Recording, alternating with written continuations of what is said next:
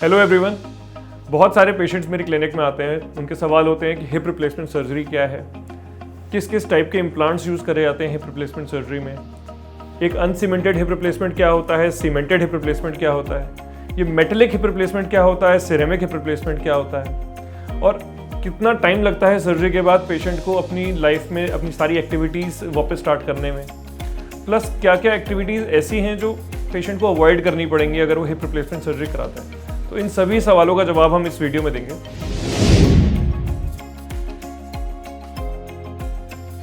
मैं हूं डॉक्टर तुषार आनंद और आज हम बात करेंगे कि हिप रिप्लेसमेंट सर्जरी क्या होती है। जैसे कि आप इस एनिमेटेड वीडियो में देख सकते हैं, अगर जॉइंट का सरफेस खराब हो जाए तो इन पेशेंट्स का हिप में काफ़ी पेन डेवलप हो जाता है। तो ऐसे केसेस में हिप रिप्लेसमेंट सर्जरी की ज़रूरत पड़ती है।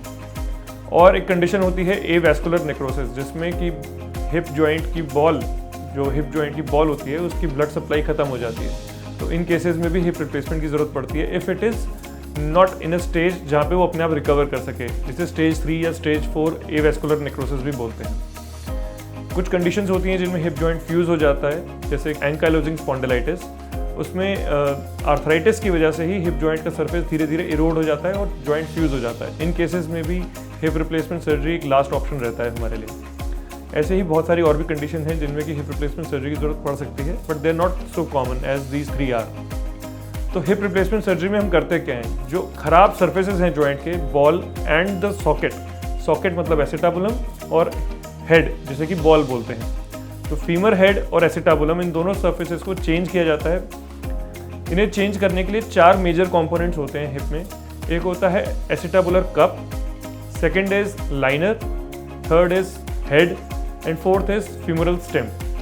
तो ये अलग अलग टाइप के आते हैं, उसी के हिसाब से इनका नाम रखा जाता है। अगर हम इसमें एसिटाबुलर कप और स्टेम को फिक्स कर रहे हैं with the bone with the help of a cement, तो इसे सीमेंटेड हिप रिप्लेसमेंट सर्जरी बोलते हैं। और यहीं अगर हम इसमें स्टेम और कप को जोड़ने के लिए कोई सीमेंट का इस्तेमाल नहीं कर रहे हैं, और ये खास तरह का कप होता है और स्टेम होती है जो कि अपने आप ही बॉडी के साथ इंटीग्रेट कर जाती है बोन के साथ में।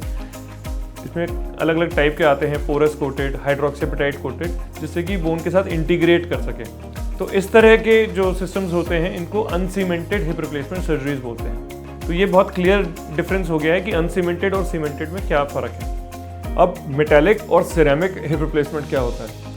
एक कंपोनेंट होता है हिप रिप्लेसमेंट में जैसे कि फ्यूमरल हेड बोलते हैं। अगर हम इसमें मेटालिक हेड यूज़ कर रहे हैं जो कि टाइटेनियम का होता है ज़्यादातर, तो इसे मेटालिक सिस्टम बोलेंगे। और अगर सिरेमिक मटेरियल का बना हुआ है तो इसे सिरेमिक हिप रिप्लेसमेंट बोलेंगे। अब जो ये फ्यूमरल हेड होता है ये लाइनर के साथ इंटीग्रेट करता है और जॉइंट को एक मोबिलिटी प्रोवाइड करता है। और ये जो मूवमेंट होती है लाइनर और हेड के बीच में, इसके बीच में कई बार बहुत सारी डेब्री इकट्ठी हो जाती है और रिएक्शन होती है। इसी पे डिपेंड करता है कि कौन सा मटेरियल हम यूज़ करेंगे, कितनी कम रिएक्शन होगी। सिरेमिक मटेरियल के जो हेड्स होते हैं वो बहुत मिनिमम रिएक्शन प्रोड्यूस करते हैं लाइनर और हेड के बीच में। तो इसीलिए हम एडवाइस करते हैं ज़्यादातर यंगर एज ग्रुप के पेशेंट्स में कि सिरेमिक हिप रिप्लेसमेंट सिस्टम ही हम यूज़ करें, जिसकी लॉन्गेटिविटी ज़्यादा रहती है compare to a metallic one. तो अब हम बात करेंगे कि हिप रिप्लेसमेंट सर्जरी कैसे करी जाती है। जॉइंट को एक्सपोज करना होता है, उसके लिए बहुत सारी डिफरेंट टाइप के अप्रोचेज होती हैं, posterior approach, anterior approach, lateral approach. और जॉइंट को एक्सपोज करने के बाद हम एसिटाबुलम जो कप है जिसको चेंज करना है हमें, उसे एक्सपोज करते हैं। एक्सपोज करने के बाद उसको पूरा रीम किया जाता है, मतलब उसके खराब टिश्यू जो है उसको सारे को निकाला जाता है with the help of acetabular reamer. निकालने के बाद उसमें हम एक कप प्लेस करते हैं। ऐसे ही फिर फीमरल स्टेम को प्रिपेयर करते हैं। फीमरल स्टेम को प्रिपेयर करने के लिए कुछ खास तरह की रैस्प्स आती हैं। रैस्प से पूरी कैनाल को रीम किया जाता है और रीम करने के बाद में उसमें फिर स्टेम प्लेस करी जाती है, वो चाहे हम सीमेंटेड करें या अनसीमेंटेड करें। ये दोनों काम करने के बाद हम एसिटाबुलम कप पे लाइनर प्लेस करते हैं और स्टेम के ऊपर हेड, और जॉइंट को वापस रीलोकेट कर दिया जाता है। इस तरह से हमारी सर्जरी कंप्लीट हो जाती है। तो अब एक बात और करेंगे कि हिप रिप्लेसमेंट सर्जरी में बहुत सारी डिफरेंट अप्रोचेस होती हैं। कौन सी अप्रोच बेस्ट है और क्या फ़ायदे हैं एंटीरियर हिप रिप्लेसमेंट के, ये समझने के लिए कि कौन सी अप्रोच हिप रिप्लेसमेंट के लिए बेस्ट है, हम बात करते हैं कि सबसे पहले हिप रिप्लेसमेंट सर्जरी स्टार्ट कब हुई थी। काफ़ी टाइम पहले लेट 1800s में हिप रिप्लेसमेंट सर्जरी स्टार्ट हुई, लेकिन सर जॉन चार्नले इन्होंने 1950-60s के around hip replacement surgery start करी थी।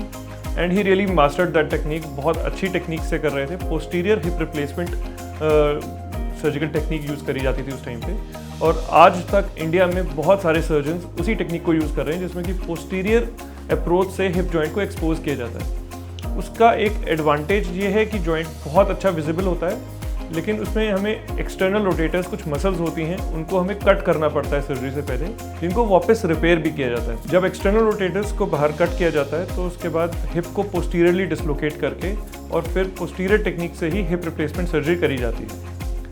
इस टेक्निक का कभी कभी डिसएडवांटेज देखा गया है कि पोस्टीरियरली जब हम जॉइंट को एक्सपोज करते हैं तो हिप डिसलोकेट होने के चांसेस रहते हैं, मतलब सॉकेट से हिप जॉइंट पोस्टीरियरली निकल सकता है if the repair is not very strong. तो ऐसा नहीं है कि हिप रिप्लेसमेंट सर्जरी में हमेशा पोस्टीरियर टेक्निक में हमेशा डिसलोकेशन होगा ही होगा, लेकिन कभी कभी देखा गया है कि चांसेस थोड़े से ज़्यादा होते हैं compare to the other approaches. आज की डेट में हम लोग anterior hip replacement technique use करते हैं।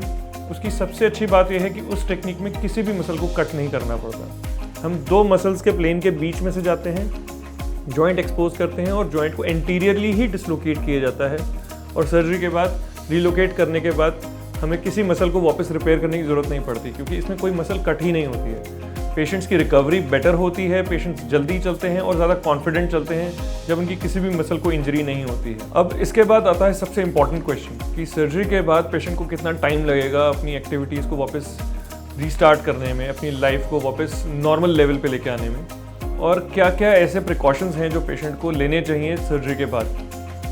तो हम इन पेशेंट्स को सर्जरी के बाद नॉर्मली नेक्स्ट डे हम पेशेंट को वॉक कराना शुरू करते हैं, और ये पेशेंट्स अपने घर जा सकते हैं सर्जरी के 2 दिन बाद, आराम से अपनी सारी एक्टिविटी स्टार्ट कर सकते हैं आफ्टर अबाउट 7-8 डेज। लेकिन डिपेंड करता है कि पेशेंट की एज क्या है, बोन की क्वालिटी क्या है। 90% यंगर एज ग्रुप पेशेंट्स के अंदर हमें कोई दिक्कत नहीं होती पेशेंट को वापस अपनी एक्टिविटी स्टार्ट कराने में, लेकिन कभी कभी कुछ पेशेंट्स ओल्डर एज ग्रुप के भी होते हैं, या पेशेंट की बोन की क्वालिटी इतनी अच्छी नहीं होती है जिसमें हम कहें कि इम्प्लांट का फिट इज़ परफेक्ट, तो उस केस में हमें कभी कभी पेशेंट को थोड़ा वेट कराना पड़ता है फॉर अबाउट 3 वीक्स और 1 मंथ कि हम पेशेंट का वेट बेयरिंग स्टार्ट करा सकें। एक और बहुत कॉमन क्वेश्चन पूछा जाता है मुझसे क्लिनिक में कि हिप रिप्लेसमेंट सर्जरी की लाइफ कितनी होती है, अगर हम आज हिप रिप्लेसमेंट सर्जरी कराएंगे तो कितने सालों तक चलेगी। अभी हम इसको हर एक केस में स्टैंडर्डाइज नहीं कर सकते, बट जो आज तक हमारी स्टडीज़ में देखा गया है कि hip replacement surgery usually 25-30 years तक भी चल सकती है। इवन 35 ईयर्स तक भी काफ़ी सारे पेशेंट्स हैं जो कंफर्टेबली वॉक कर रहे हैं अपने हिप रिप्लेसमेंट सर्जरी के बाद, और ज़्यादातर पेशेंट सारी एक्टिविटीज़ करते हुए भी कंफर्टेबली चलते रहते हैं। सर्जरी के बाद तुरंत चलाएं या फिर 1 महीने बाद चलाएं, इससे कोई फ़र्क नहीं पड़ेगा कि आपके रिजल्ट्स कैसे आते हैं। Results will be really good. अगर आपका सर्जन आपको बोल रहा है कि आपको थोड़ा रुक के चलना है, तो ऐसा नहीं है कि आपकी सर्जरी में कोई ज़रा सा भी उसमें कोई कॉम्प्लिकेशन आया है। इट इज़ जस्ट दैट कि आपकी बोन उतनी स्ट्रॉन्ग नहीं है कि आप नेक्स्ट डे से वेट बेयर करें और इम्प्लांट आपका सेफ रहे। तो ऐसे केसेस में कभी कभी पेशेंट को थोड़ा वेट कराना पड़ता है। नेक्स्ट इज़ कि प्रिकॉशंस क्या क्या लेने चाहिए सर्जरी के बाद। ये पेशेंट्स पूछते हैं आके कि क्या हम उकड़ू बैठ सकते हैं, पालथी मार के बैठ सकते हैं, इंडियन टॉयलेट यूज़ कर सकते हैं, रनिंग कर सकते हैं, स्पोर्ट्स एक्टिविटीज़ कर सकते हैं। तो आज की डेट में जिन टेक्निक से हम सर्जरी कर रहे हैं, हम ज़्यादातर पेशेंट्स को एडवाइस करते हैं कि वो अपनी नॉर्मल लाइफस्टाइल फॉलो करें। पालथी मार के भी बैठ सकते हैं, उकड़ू मार के भी बैठ सकते हैं, चलें फिरें, भागें दौड़ें, जिस तरह की एक्टिविटी करना चाहे करें, और अपनी लाइफ को जितना खुशी से जी सकें जिएं। And thank you for watching our video, और इसी तरह से इन्फॉर्मेटिव वीडियोज़ के लिए हमारे चैनल को सब्सक्राइब करिए, इस वीडियो को शेयर करिए और लाइक करिए। Thank you very much once again.